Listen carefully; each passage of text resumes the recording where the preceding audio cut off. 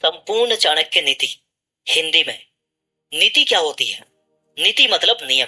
ऐसे नियम, ऐसी बातें जो आप कहीं पर भी, किसी भी जगह, किसी भी समय अगर अप्लाई करते हो, अगर उनको लागू करते हो तो रिजल्ट, परिणाम एक ही प्राप्त होगा।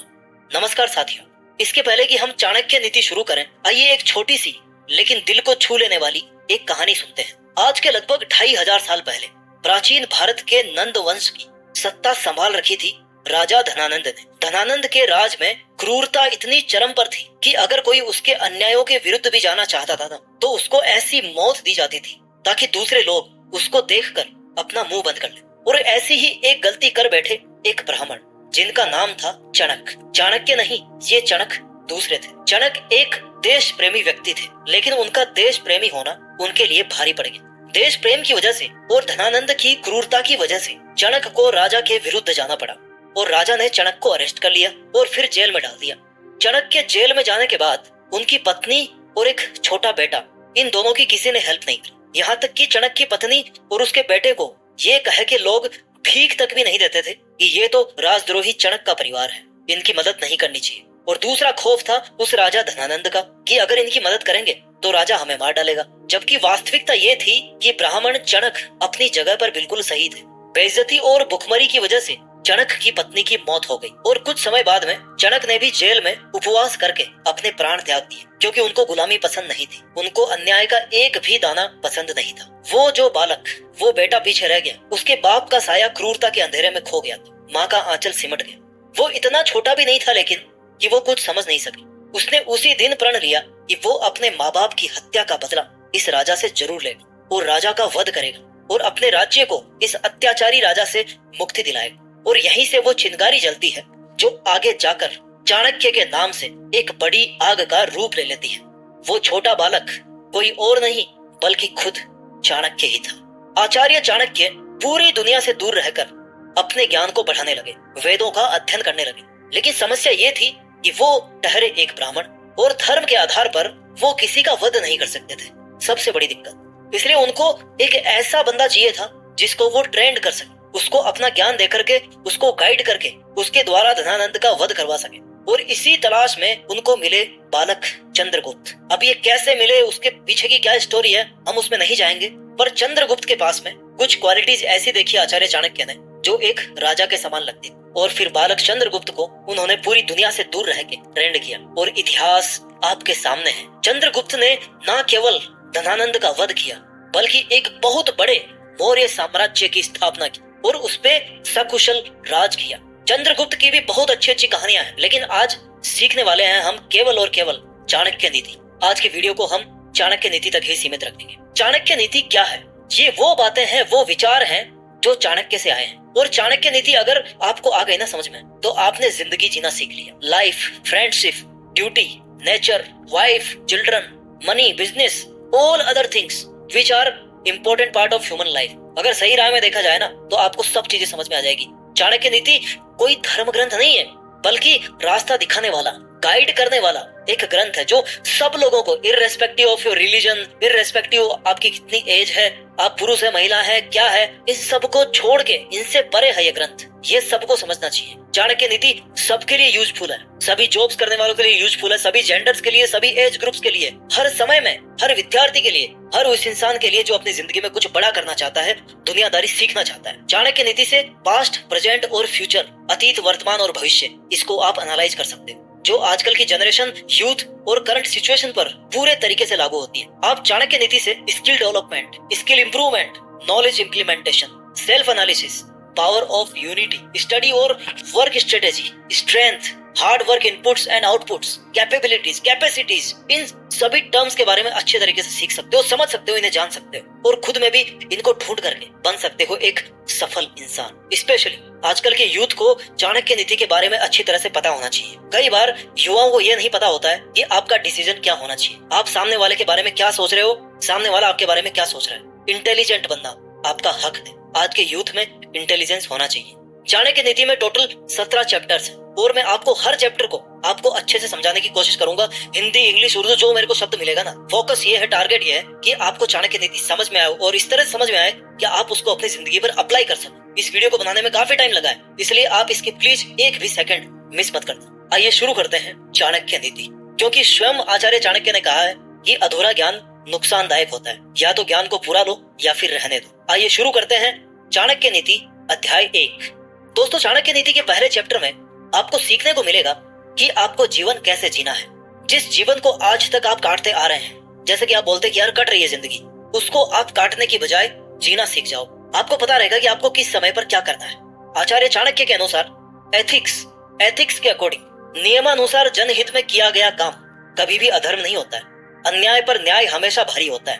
खुद में इतनी कैपेसिटी डेवलप करो कि आप अपने डिसीजन खुद ले सको, कोई आपसे वो ना करवाए जो आप नहीं करना चाहते। आचार्य चाणक्य ये भी कहते हैं कि मूर्ख व्यक्ति को ज्ञान देकर आपको अपना टाइम वेस्ट नहीं करना चाहिए, और अगर किसी डिप्रेस्ड या दुखी व्यक्ति को अगर आपकी जरूरत हो तो उसकी हेल्प करने से भी नहीं चूकना चाहिए। वे ये कहते हैं कि किसी हार्ड सिचुएशन से निकलने के लिए आपको कुछ पैसा बचा कर रखना चाहिए, जिससे आप पर आई हुई प्रॉब्लम को सॉल्व करने में आपको आसानी हो। आचार्य चाणक्य कहते हैं कि ऐसी जगह जहाँ पर आपकी कोई इज्जत नहीं है, आपके होने या ना होने से कोई फर्क नहीं पड़ता, जहाँ से आप कुछ नया नहीं सीख सकते, वहाँ पर आपको एक सेकंड भी नहीं रुकना चाहिए। मुसीबत के समय या जब आपकी लाइफ में कोई परेशानी हो, उस समय जो लोग आपके साथ में हैं, केवल उसी समय में जो लोग आपके साथ में हैं, वो ही आपके असली मित्र हैं, आपके असली रिश्तेदार हैं, आपके असली शुभचिंतक हैं। जो सिर्फ सुख में साथ देते हैं वो आपका दुख नहीं बांट सकते। इंसान को कभी भी लालच नहीं करना चाहिए। और आचार्य चाणक्य कहते हैं कि किसी से भी सीखो, अगर कुछ नया सीखने को मिल रहा है ना तो सीख लेना चाहिए।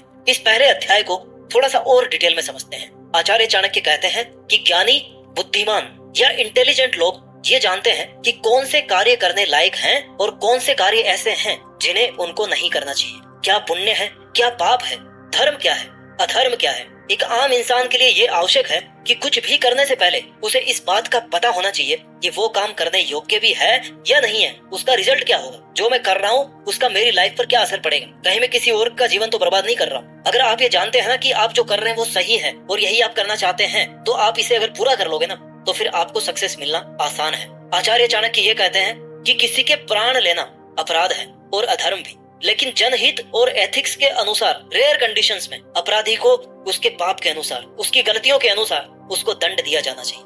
क्योंकि अगर अन्याय को खत्म नहीं किया गया तो न्याय को फिर जगह नहीं मिल सकती। पापी का वध और अपराधी को दंड देना उचित है। श्री कृष्ण ने अर्जुन को युद्ध की प्रेरणा दी थी कि जिन्हें तुम अपना परिवारजन समझ करके, अपना धनुष रख करके, अन्याय का अंत ना करके अपने क्षत्रिय होने से बचना चाहते हो ना, तो ये गलत है। इसके बाद में जो नीति के खिलाफ थे उनका अर्जुन ने वध किया। स्त्री का अपमान करने की वजह से श्री राम ने रावण का वध किया। मतलब ये हुआ कि अगर आप अपने हक की लड़ाई में पापी को दंड देना चाहते हैं तो आप सही है। बात अलग है कि आज के समय में कानून आ गया है, पर ये आचार्य चाणक्य ने कहा है। इसका सीधा मोटा मोटा अर्थ निकलता है कि अन्याय को कभी सहन नहीं करना चाहिए। दंड देना आपके हाथ में नहीं है, कानून के हाथ में है, लेकिन आपको अन्याय के खिलाफ आवाज जरूर उठानी पड़ेगी। अपने सेल्फ डिफेंस में अगर आपसे कुछ अनहोनी होती है तो आप सही हैं, आपको कोई हरा नहीं सकता। आचार्य चाणक्य आगे ये कहते हैं कि आप ऐसी समझ विकसित करो जिससे आप समय के अनुसार हर परिस्थिति में कोई भी डिसीजन ले सको। खुद में ऐसी कैपेसिटी डेवलप करो कि आप अपने फैसले खुद कर सको। सब कुछ जानकर भी अगर सही समय पर सही डिसीजन नहीं लिया ना तो चाणक्य नीति का और इस मोटिवेशनल वीडियो का कोई मतलब नहीं है। आचार्य चाणक्य कहते हैं कि मूर्ख शिष्य को उपदेश देने से, धन के नष्ट होने से और दुखी व्यक्ति के साथ व्यवहार रखने से बुद्धिमान या स्टेबल व्यक्ति की लाइफ भी खतरे में आ सकती है। चाणक्य कहते हैं कि मूर्ख व्यक्ति को ज्ञान देने से कोई फायदा नहीं होने वाला, क्योंकि वो मूर्ख होते हुए भी खुद को बहुत ज्ञानी समझते हैं और आप उनके सामने मूर्ख ही रहते हो जब तक आप उनको ज्ञान सिखाने की कोशिश करते हो। इससे क्या होता है, सज्जन और बुद्धिमान लोग, उन लोगों को हानि ही होती है। उदाहरण के लिए बया और बंदर की आपने कहानी सुनी होगी। मूर्ख बंदर को घर बनाने की सलाह देकर बया जैसा बुद्धिमान पक्षी अपने ही घोंसले से हाथ धो बैठा था। यहाँ दुखी व्यक्तियों से चाणक्य का मतलब है जिसके पास आपकी बात सुनने का वक्त ही नहीं है, वो हमेशा अपना ही रोता रहता है कि मेरे साथ ये हो गया, मेरे साथ ये नहीं हुआ, मेरे पास ये नहीं है, तुम्हारे पास ये है। ऐसे लोगों से आपको बच के रहना पड़ेगा, तभी आपके लिए फायदेमंद है। लेकिन अगर कोई व्यक्ति सच में दुखी है, डिप्रेस्ड है या अवसादग्रस्त है, तो ऐसे लोगों को अकेले दुख से उबरना बहुत कठिन हो जाता है। जो वास्तव में दुखी है और दुख से बाहर निकलना चाहता है, उसकी हेल्प आपको करनी चाहिए। आचार्य चाणक्य कहते हैं कि जिन लोगों का धन नष्ट हो चुका है या जो दिवालिया हो चुके हैं, गरीब हो चुके हैं, उन पर एकदम से विश्वास करना कठिन हो जाता है। क्योंकि अगर आपको पता है कि ये व्यक्ति एकदम कंगाल है, इसके पास मेरे को लौटाने को कुछ भी नहीं है वापस, तो आप उसकी बात पर विश्वास करने से पहले एक बार जरूर सोचें। हो सकता है वो आपसे वादा कर रहा हो, लेकिन अगर वह मेहनती नहीं है तो उसका प्रॉमिस झूठा ही होगा, वो आपको भी खतरे में डाल सकता है। ऐसे लोगों से बच के रहना चाहिए। लेकिन अगर सच में आपको लग रहा है किसी को मदद की जरूरत है तो बेशक अपने हितों से ऊपर उठ करके भी उसकी मदद करनी चाहिए। आचार्य चाणक्य कहते हैं कि महिलाओं का सम्मान करें, सभ्य रहें। बुरे स्वभाव वाला कपटी या गलत स्वभाव वाला मित्र, सामने बोलने वाला मुंह फट नौकर और ऐसा घर जहां सांप के होने की संभावना हो। उस समय पर शायद सांप ज्यादा होते होंगे, लेकिन इसका एक और दूसरा अर्थ निकलता है, सांप आस्तीन का सांप, घर का बेदी लंकड़ है। अपनों के ही बीच कोई ऐसा इंसान जो आपको कमजोर बना रहा है, ऐसी जगह से दूरी बना ले। दोस्तों, आप ये सब अच्छे तरीके से जानते हैं कि आपके घर में एक महिला की क्या भूमिका होती है, इसलिए आपको हमेशा महिलाओं का सम्मान करना चाहिए, क्योंकि कहते हैं जहाँ नारियों की पूजा होती है वहाँ देवता निवास करते हैं, और जहाँ देवता निवास करते हैं वहाँ किसी परेशानी का आना ना के बराबर है। इसलिए आपके घर में महिलाओं जैसे आपकी माता, आपकी बहन, आपकी पत्नी, इनके साथ आपका व्यवहार बहुत ही सॉफ्ट एंड पोलाइट होना चाहिए। इससे घर में शांति रहती है। आपको इनकी इज्जत करनी चाहिए। एक नारी बहुत आसानी से सब कुछ संभाल सकती है। जो महिलाओं के साथ अच्छा व्यवहार नहीं करते उनसे दूर रहना चाहिए, क्योंकि उनकी वजह से आपके परिवार की शांति डिस्टर्ब हो सकती है। आचार्य चाणक्य कहते हैं कि बुरे स्वभाव वाला मित्र कभी भी विश्वास के योग्य नहीं होता, न जाने कब धोखा दे दे। जो नौकर या आपके नीचे काम करने वाले वर्कर आपको पलटकर जवाब देते हैं ना, वो कभी भी आपको नुकसान पहुंचा सकते हैं।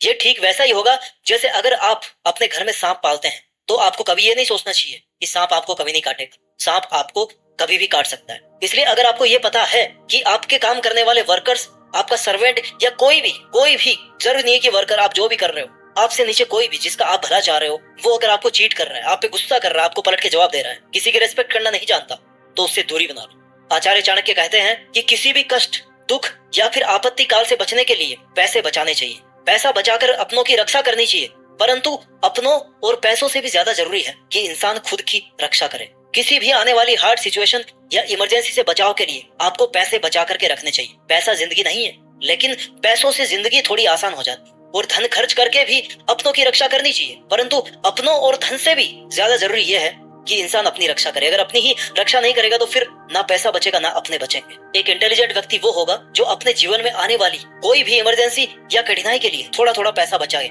वो इतनी सेविंग रखे जिससे जब भी जरूरत पड़े तुरंत उसका काम निकल सके। और समय पड़ने पर पैसों से ज्यादा जरूरी है कि वो अपनों की रक्षा करे। बहुत से ऐसे अवसर होते हैं जहाँ पैसा काम नहीं आता, वहाँ जीवन साथी या अपना ही कोई काम आता है। अगर आपके बुढ़ापे तक आपका जीवन साथी आपके साथ है, आपका परिवार आपके साथ है, तो आपके पास सब कुछ है। आचार्य चाणक्य का विचार ये भी है कि पैसों और अपनों से भी अधिक व्यक्ति को अपनी खुद की रक्षा करनी चाहिए, यानी कि व्यक्ति का खुद का महत्व इन दोनों से अधिक है। जैसे कहते हैं ना, जब तक आपने अपना खुद का ऑक्सीजन मास्क नहीं पहना तब तक आप दूसरों को नहीं बचा सकते। पहले अध्याय में आचार्य चाणक्य समझाते हैं कि जिस जगह आदर सम्मान नहीं हो, ना ही कोई कमाई का साधन हो, जहाँ कोई भाईबंदी ना हो, रिश्तेदार नहीं हो, किसी भी प्रकार का कोई गुणी इंसान नहीं हो, नॉलेज की, एजुकेशन की कोई कीमत नहीं हो, या जहाँ पर आप कुछ नया नहीं सीख सकते, ऐसे स्थानों पर जाने से आपको बचना चाहिए। ऐसी जगह जहाँ पर आपकी कोई रिस्पेक्ट नहीं करता हो, जहाँ पर आपके होने या नहीं होने से कोई फर्क नहीं पड़ता किसी को, वहाँ पर आपका जाना व्यर्थ है। ऐसी जगह जहाँ आपके करने लायक कोई काम नहीं हो, आपका कोई मतलब नहीं हो, आपसे मिलने के लिए वहाँ आपका कोई दोस्त नहीं हो, रिश्तेदार नहीं हो, जहाँ से आप कुछ हासिल नहीं कर सकते, कुछ कंट्रीब्यूट नहीं कर सकते, कुछ अचीव नहीं कर सकते, वहाँ पर जाना आपका बेकार है। जहाँ गलत काम करने की आजादी है और गलत काम करने वालों को दंड मिलने की कोई संभावना नहीं है, जहाँ के लोग ना तो जेंटल है और ना ही पोलाइट, ना ही किसी को कुछ देकर के वो खुश है, उस जगह पर आपको एक सेकंड के लिए भी नहीं रुकना चाहिए। क्योंकि दोस्तों, अगर आप जीवन जी रहे हैं तो आपका उद्देश्य होना चाहिए कि मैं रोजाना कुछ नया सीखूंगा, किसी ना किसी का भला करूंगा, जो गलत करेगा उसके खिलाफ आवाज उठाऊंगा, सबके प्रति पोलाइट और सॉफ्ट रहूंगा, सबकी रिस्पेक्ट करूंगा, लेकिन मेरी सेल्फ रिस्पेक्ट पे कभी आंच नहीं आने दूंगा। जितना हो सकता है मैं अपना काम करूंगा, क्योंकि जरूरत पड़ने पर अपने भाइयों, रिश्तेदारों, दोस्तों, पैसों, परिवार, इन सब की रियल वैल्यू मालूम पड़ती है। अगर आप अकेले अपने दुख से सफर कर रहे हो ना, तो दुख से निकलना ज्यादा मुश्किल होगा, बजाय उसके कि जब आपका परिवार आपके साथ रहे, आपका दुख बांटे, आपके दोस्त आपके साथ रहे, आपके दुख बांटे। जीवन ऐसा होना चाहिए। आचार्य चाणक्य कहते हैं कि जब किसी व्यक्ति को किसी काम के लिए अपॉइंट किया जाएगा ना, तभी पता पड़ेगा कि वो कितना लायक है। इसी प्रकार जब व्यक्ति किसी मुसीबत में फंस जाता है तो उस समय उसके भाई बंधु और रिश्तेदारों की परीक्षा होती है। मित्र की पहचान भी विपत्ति के समय ही होती है। किसी रोग से पीड़ित होने पर, दुख आने पर, अकाल पड़ने पर, शत्रु की ओर से संकट आने पर, शमशान या किसी की मृत्यु के समय जो व्यक्ति साथ नहीं छोड़ता ना, वास्तव में वही सच्चा दोस्त माना जाता है। यानी कि ये ऐसे अवसर होते हैं जब आपको इनके साथ की आवश्यकता होती है। जो किसी की सहायता करता है उसको ही सहायता मिलती है। जो समय पर किसी के काम नहीं आता फिर उसका कौन साथ देगा। आचार्य चाणक्य आगे कहते हैं कि जो मनुष्य निश्चित को छोड़कर अनिश्चित के पीछे भागता है उसका कार्य या उसकी मेहनत बेकार हो जाती है। चाणक्य कहते हैं कि लालच में आकर व्यक्ति को हाथ पांव नहीं मारने चाहिए, बल्कि जो भी उसके पास में है उसी में संतोष करना चाहिए और मेहनत करते रहना चाहिए। और जहाँ से भी मिले आपको कुछ न कुछ सीखते रहना चाहिए। आधी छोड़ सारी को धावे, आधी रहे न सारी पावे। जो व्यक्ति आधी छोड़कर पूरी के पीछे भागता है ना, उनके हाथ से आधी भी निकल जाती है। इसलिए किसी भी चीज का लालच नहीं करना चाहिए। यदि किसी तुच्छ समझे जाने वाले व्यक्ति के पास कोई उत्तम गुण है या ज्ञान है, तो वह ज्ञान उससे सीख लेना चाहिए। अर्थात व्यक्ति को हमेशा इस बात की कोशिश करनी चाहिए कि जहाँ से उसे किसी अच्छी वस्तु की प्राप्ति हो, अच्छे गुणों को, अच्छी कला को सीखने का अवसर प्राप्त हो, उसे हाथों से नहीं जाने देना चाहिए। यदि आप ऐसे सक्सेसफुल बिजनेसमैन या सफल लोगों के बारे में पढ़ेंगे या उनका जीवन देखेंगे जिन्होंने अपने फील्ड में ऊंचाइयों को छुआ है, तो आप पाएंगे कि उन्होंने अपने काम को समझने के लिए किसी दूसरे अनुभवी व्यक्ति के नीचे काम किया है। किताबें और व्यावहारिक जानकारी में जमीन आसमान का अंतर होता है। पुस्तकों पर हमेशा अनुभव भारी हुआ करता है। क्यों? क्योंकि एक्सपीरियंस बहुत बड़ी चीज होती है। दोस्तों, आचार्य चाणक्य की चाणक्य नीति से पहले चैप्टर से हमने ये सीखा, महिलाओं का, बुजुर्गों का हमेशा सम्मान करना चाहिए, सेविंग हमें जरूर करनी चाहिए पैसों की, मेहनत करना चाहिए, कुछ नया सीखना चाहिए, और कुछ भी हो जाए चाहे न्याय और सच के साथ में रहना चाहिए। किसी की हेल्प करने में हमेशा आगे रहना चाहिए, लेकिन खुद का नुकसान भी नहीं होने देना है।